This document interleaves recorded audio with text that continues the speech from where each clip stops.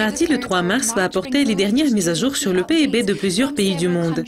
Donc, ne manquez pas ce calendrier économique pour apprendre plus. Je m'appelle Monica Gibson. La première publication va paraître à 7h le quart du matin et c'est celle du PIB du quatrième trimestre de la Suisse qui est bien surveillée. L'économie suisse a continué à progresser au troisième trimestre, poussée plus haut par une consommation intérieure soutenue et l'augmentation de la production manufacturière. Les ventes au détail de l'Allemagne pour janvier seront publiées à 7h. Les ventes ont continué à progresser en décembre, comme la hausse des ventes a été enregistrée dans la plupart des sous-secteurs. Le PMI de construction du Royaume-Uni pour février va paraître à 9h30. L'indice a rebondi en janvier par rapport à un glissement jusqu'à 57,6 points enregistré au cours du mois précédent. Le gouverneur de la Banque d'Angleterre, Mark Carney, va faire un discours bien surveillé à 10h lorsqu'il va témoigner devant le comité du Trésor à Londres.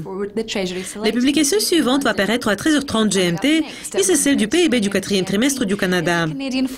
L'économie canadienne a continué à progresser au troisième trimestre, mais à un rythme plus lent qu'un gain trimestriel de 0,9% enregistré au cours du trimestre précédent.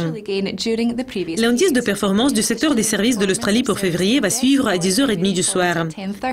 L'indice a progressé en janvier et s'établit actuellement juste une fraction au-dessous de 50 points, indiquant la croissance. Le PIB du quatrième trimestre de l'Australie, qui est bien surveillé, est prévu pour minuit et demi. Les chiffres du troisième trimestre se sont affaiblis plus que prévu, suivant un gain de 0,5% enregistré au cours du trimestre précédent. Le PMI des services du Japon pour février est la dernière publication et elle va paraître à 1h35. L'indice a perdu 0,4 points en janvier, mais il reste toujours dans le territoire positif. Cela conclut le calendrier économique pour mardi. Notre prochaine édition va porter sur les événements clés prévus pour mercredi. Au revoir.